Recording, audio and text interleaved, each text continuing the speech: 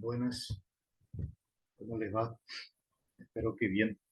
Vamos a iniciar un poco nuestra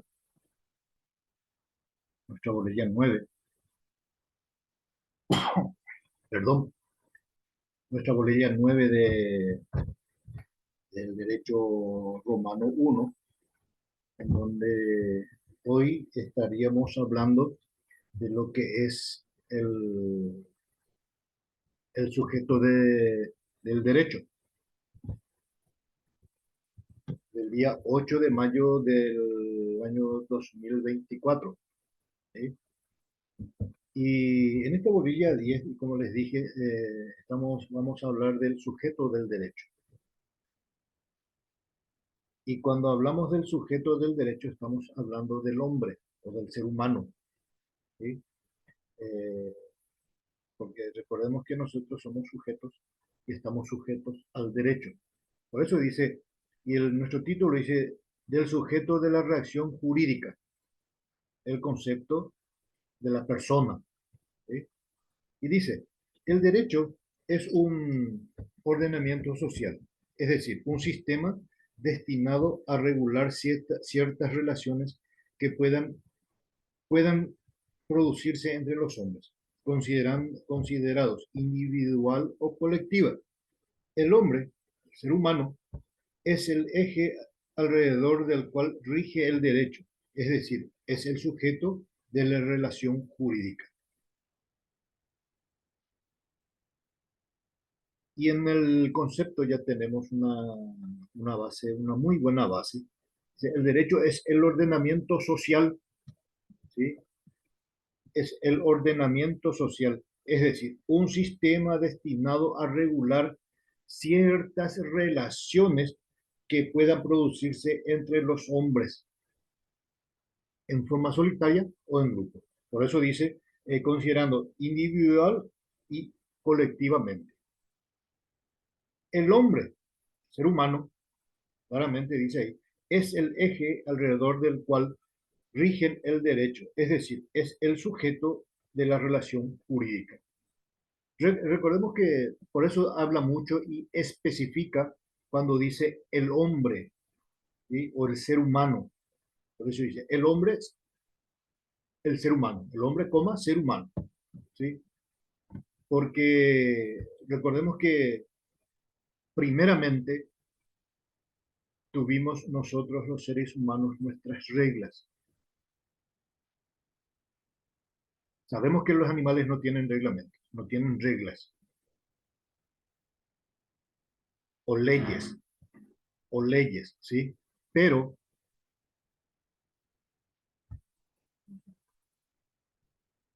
pero,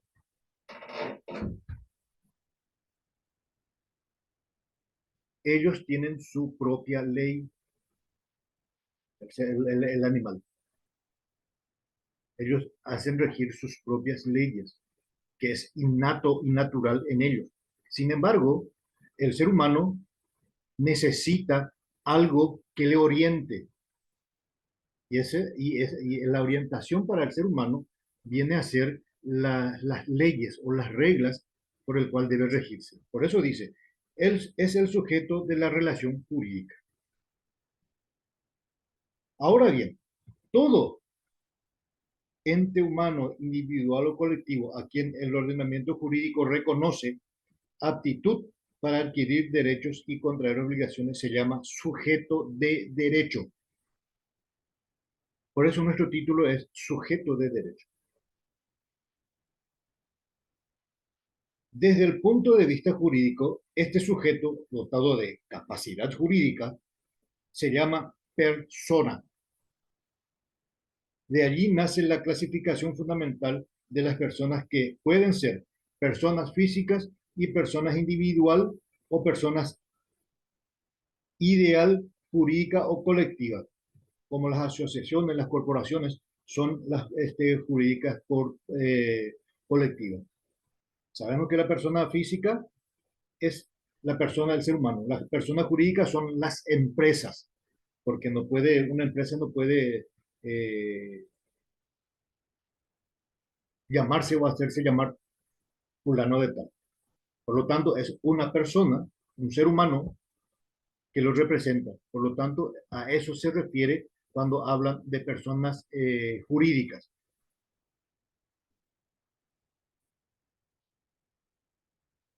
En el derecho romano dice, no todas las personas son sujetas de derecho, pues los esclavos, considerados personas en el sentido de hombre y ser humano, no tenían capacidad jurídica y eran tratados como cosas, cosas que hoy por hoy ya está prohibido, cosas que hoy por hoy en muchos países, hasta donde yo sé, en todos los países del mundo ya están abolidas. Por eso dice, no tenían capacidad jurídica y eran tratados como cosas. Un esclavo no era nadie, un pobre no era nadie. Entonces era una cosa para esa sociedad.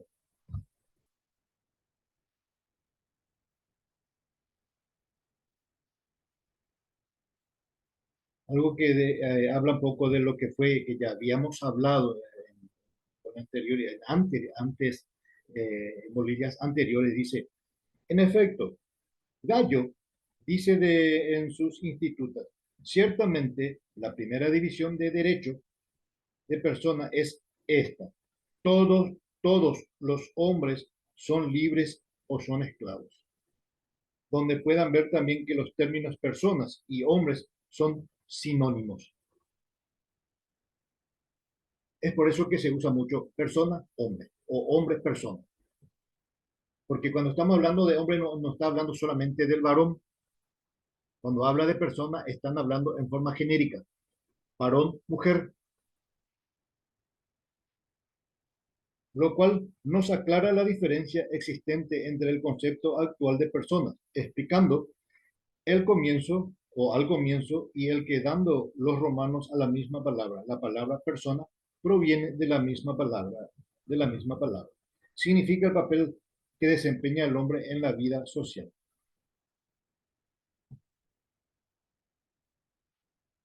En el derecho romano clásico dice, aún el de Justiniano, el concepto de persona no es idéntica con el concepto de sujeto de derecho ni con la de capacidad. Para los romanos, persona es hombre, ser humano, hombre o ser humano. Persona es el hombre o el ser humano. Aun cuando no sea sujeto de derecho como el esclavo, por haberle negado el ordenamiento jurídico toda capacidad jurídica o aptitud que adquiera derecho y contraer obligación. Para los romanos, la persona física es la persona jurídica individual. Yo, ser humano, soy para los romanos la persona física individual que puedo contraer derechos y obligaciones. No así, como dicen, como lo trataban a los pobres, ¿sí? Que eran tratados como cosas. Sin embargo, hoy por hoy terminaron eso. Requisitos, dice, requisitos para ser persona jurídica individual.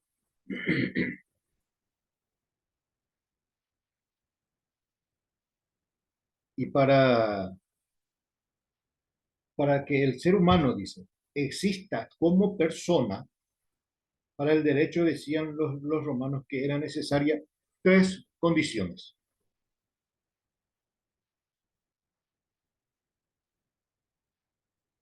Que haya nacido, que el nacimiento se haya producido con vida y que haya, dice, aunque este haya durado solo unos instantes, y que el nacido tenga las formas normales y corrientes del ser humano. Y ahora vamos a ir desglosando un poco cada título que lee. Dice, que haya nacido, es decir, que el individuo sea completamente separado del claustro materno, que haya parido totalmente la madre, que haya salido del útero, ¿sí? Y que el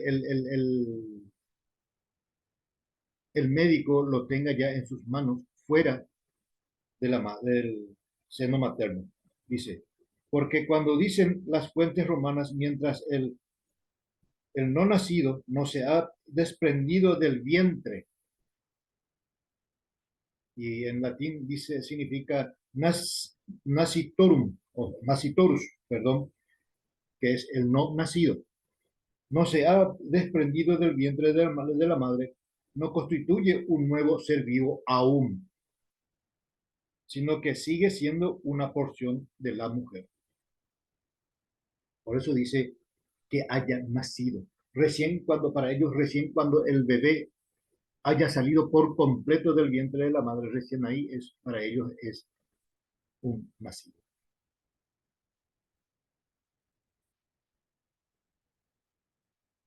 Que el nacimiento se haya producido con vida, aunque éste haya durado solo unos instantes. Dice, la prueba del nacimiento con vida corresponderá a aquel a quien interese demostrar el nacimiento. Sobre este punto, los juristas no se pusieron de acuerdo. Los procurellanos, dice, sostenían que para acreditar que el individuo había nacido con vida, era necesario probar que el mismo había emitido un grito. Los sabinianos, dice, afirmaron que bastaba cualquier signo de vida, como la respiración o un simple movimiento. Que el nacimiento se haya producido con vida, aunque éste haya durado solo unos minutos.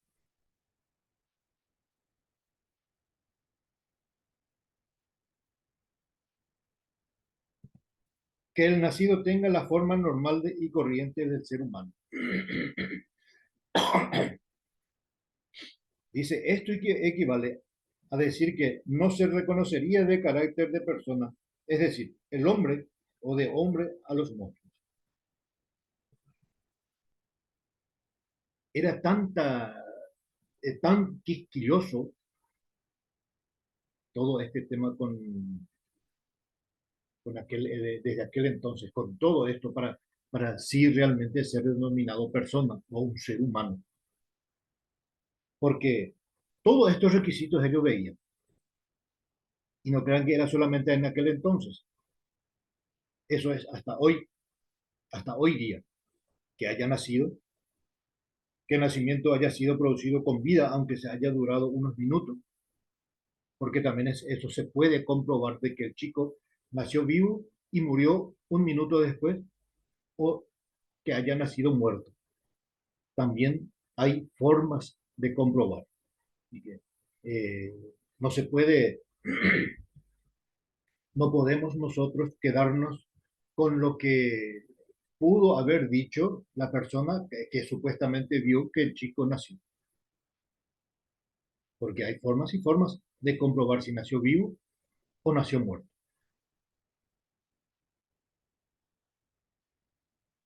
Que el nacido tenga las formas normales y corrientes de un ser humano.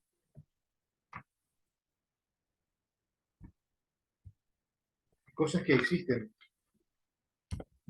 muchas barbaridades que inclusive nos lleva nos lleva un poco a la duda de que si es realmente un ser humano o ese ser que ha nacido es realmente real.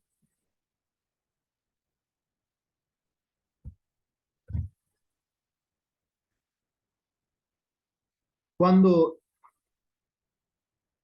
dice el nacimiento con vida, determinada, determinaba el comienzo de la personalidad jurídica y al contrario, al que nació muerto no se le considera nacido ni procreado. Al que nació, al que nació muerto no se le considera nacido ni procreado. Un solo momento de vida después de producirse la separación del cuerpo de la madre era suficiente, aunque enseguida ocurriera la muerte. Es lo que les dije. se puede comprobar que si realmente ese chico nació con vida y murió al minutos después, se puede comprobar, es comprobable. Y les repito lo que les dije, que no debemos quedarnos nosotros con lo que nos dijeron. Bueno, el chico nació muerto. Existe la autopsia que se hace para eso, para ver si realmente nació con vida o ya nació muerto. Si bien es cierto que los romanos fijaron el comienzo de la personalidad jurídica en el hecho real del nacimiento con vida, también se procuraron de proteger la existencia del concebido nasciturus y sin nasciturus, el que nació, que nació sin vida, o sea que se le parió muerto. En cuanto a los primeros, se suspendía la pena de muerte en caso de que la mujer estuviera embarazada hasta que se produjera el alumbramiento. Eso es en caso de que esa mujer haya sido procesada y estaba embarazada. Aún que estaba en gravidez, la pena de muerte era para ella, era la pena de muerte y se cumplía. Nacía el bebé y se cumplía la orden de muerte.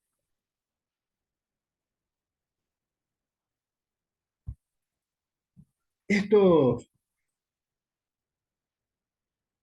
tienen también, dice, sus límites en el ejercicio de la capacidad jurídica.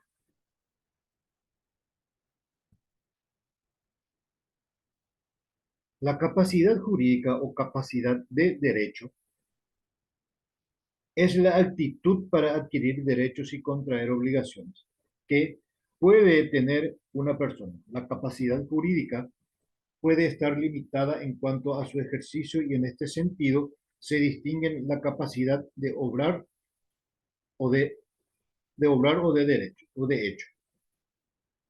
La capacidad jurídica o capacidad de derecho es la actitud para adquirir derechos y contraer obligaciones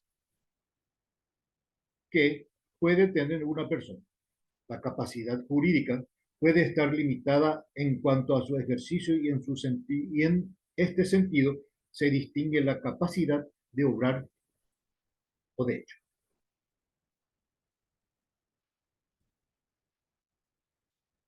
Puede tener capacidad jurídica íntegra y no poder, sin embargo, ejercer sus derechos de un modo total o parcial.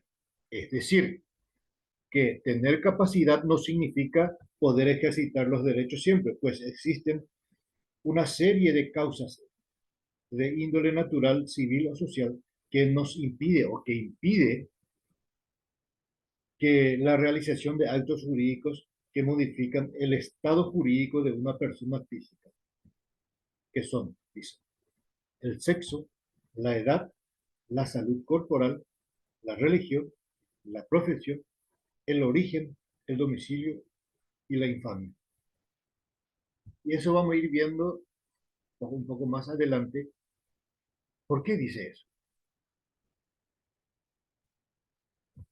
Dice, primero vimos los límites o el límite en el ejercicio de la capacidad jurídica. Ahora vamos a las limitaciones de la manera en el derecho romano, de las siguientes maneras en el derecho romano. Dijimos que hablaba de sexo, la edad, sexo, edad, la salud, la religión y su condición social. ¿Sí? Y vamos a ir leyendo un poco de a poco para ir conociendo y sabiendo del por qué esto es tan agregado. El sexo, dice, la mujer era considerada débil por su sexo e ignorante de las cosas. Dependía del poder de otro, que podía ser de su padre o su marido o su tutela perpetua, desde el final de la, desde el final. Inicia una etapa, inicia una etapa de emancipación de la mujer, aunque existieron diferencias con el hombre. Y recordemos que no, hasta no hace mucho tiempo y hasta hoy hay algunos países donde la mujer no tiene ni voz ni voto. La mujer es, en algunos casos en esos países, la mujer es prácticamente un objeto. Como dijimos, como vimos en uno de los párrafos anteriores, como a los pobres se les trataba como cosas. Ahí todavía hasta hoy existen países que tienen todavía esa condición.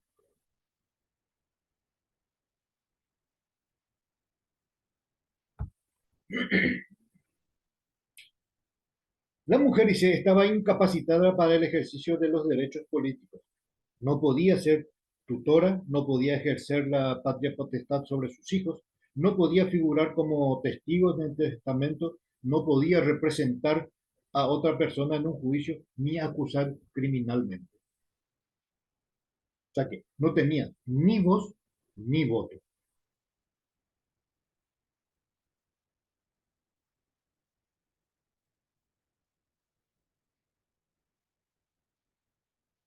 Y a partir del siglo XIX, entrando al siglo XX, fue donde todo esto eh, transcurrieron, en donde la mujer tenía o ya empezaba a tener sus derechos. Porque recordemos que la mujer también es un ser humano, hombre, que no solamente es hombre porque es varón, sino hombre por el género. Y también hoy por hoy ya están teniendo, ya tienen, no es que ya están teniendo, ya tienen sus derechos. La edad fue muy importante en cuanto al ejercicio de la capacidad jurídica, ya que la legislación romana dice, distinguió desde el comienzo a los púberes de los impúberes. Púberes a los impúberes. Los que habían alcanzado el desarrollo físico pleno eran púberes. Y se les reconocía capacidad jurídica porque, al contrario, los impúberes eran incapaces. Mientras no desarrollaban todo su físico, ya de una persona grande o de una persona adulta, todavía seguían siendo púberes. Y a partir de ahí recién le daban, tenían esos derechos.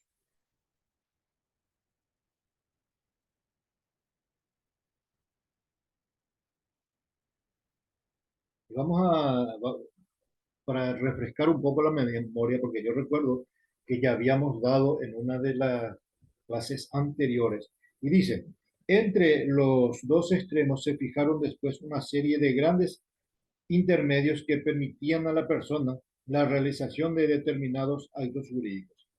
Por ejemplo, nos ponen aquí, la impubertad se dividía en infancia y en mayor infancia. La infancia se extendía desde el nacimiento hasta los 7 años. Los infantes son los que no pueden razonar o no tienen conciencia de lo que se dice, son absolutamente incapaces de hecho.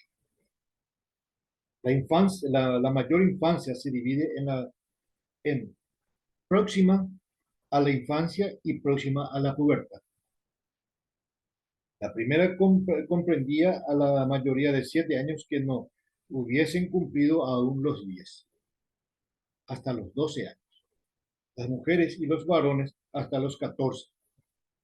La distinción que se hizo entre los que están próximos a la infancia y próximos a la pubertad era muy importante, pues los primeros no eran responsables de los delitos que pudieran cometer, en tanto que los segundos sí lo eran en virtud del discernimiento. Eran de 7 a 10 y de 10 hasta los 12 años ya se supone, o ellos ya suponían que ya sabían lo que estaban haciendo. Por eso dice, sí lo eran en virtud del discernimiento, porque supuestamente o aparentemente ya sabían lo que estaban haciendo e inclusive el resultado.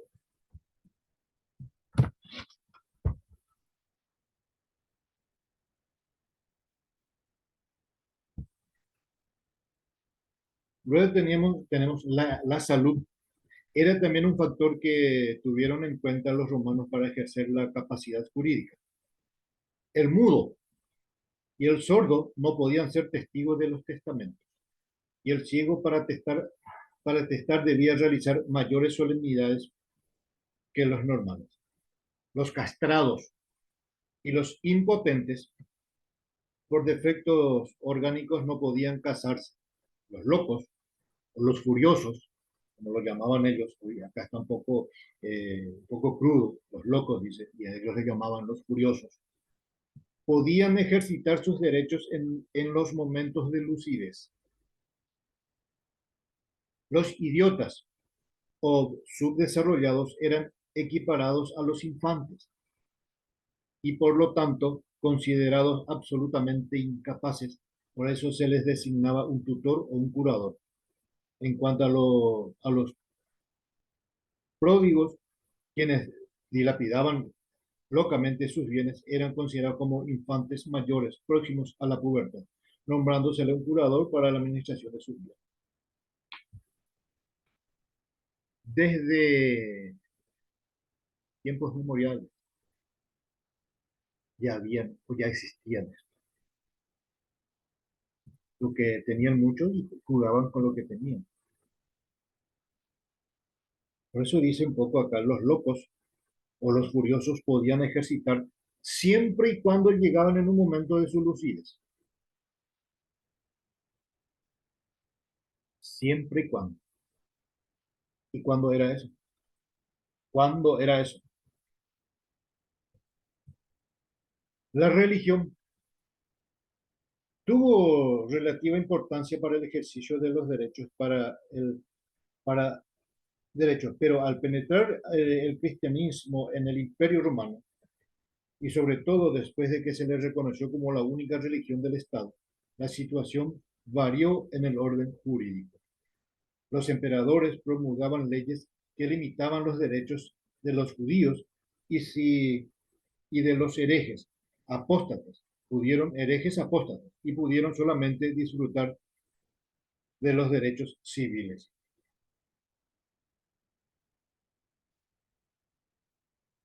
En el Código de Justiniano dice, se mencionan estas restricciones a la capacidad jurídica y la pena se le imponía por razón de la religión. Luego recordamos que tenemos la condición social. La profesión de la persona influyó también en el derecho romano. Así tenemos que la lucha entre patricios y plebeyos tenía como causa principal, perdón, el monopolio de todos los cargos públicos y magistraturas. Luego estaban el origen y el domicilio. El origen es el lugar donde se nace y el domicilio es el lugar donde la persona vive de modo permanente para el ejercicio de los derechos y el cumplimiento de sus obligaciones. Esto, todo esto, así como se ganó espacio, también se pierde espacio o se pierde la capacidad jurídica. Y dice, pérdida de la capacidad jurídica. El derecho romano exigía a la persona fuera sujeto de derecho para que tenga plena capacidad de derecho, o sea, la aptitud para adquirir derechos y contraer obligaciones. Y para ello debía reunir tres condiciones. Siempre había un condicionamiento.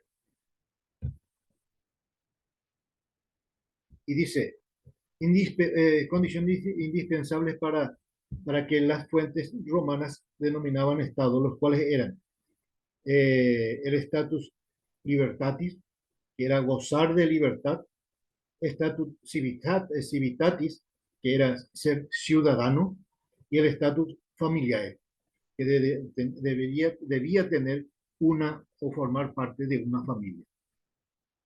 Tres condiciones. Gozar de libertad, ser libre, ser un ciudadano y formar parte de una familia.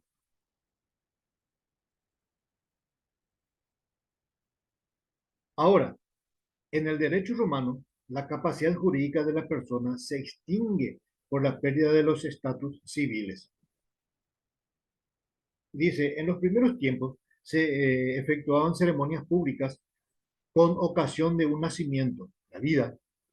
El fin ha de ser necesariamente la muerte. El hecho del nacimiento como de la muerte deben ser probados.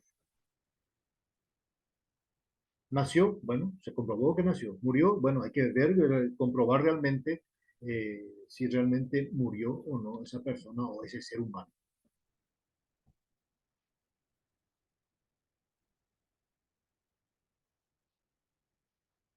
Y así, al finalizar un poco ya el término de esta bolilla, ya dice, en la época clásica, cuando varias personas morían en un desastre como incendio, de inundaciones, naufragio, etcétera, y no pudiendo probarse cuál es el fallecido primero, se consideraban que todos murieron al mismo tiempo.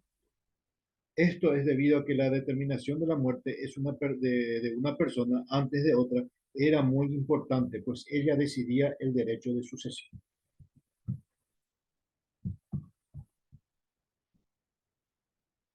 Tales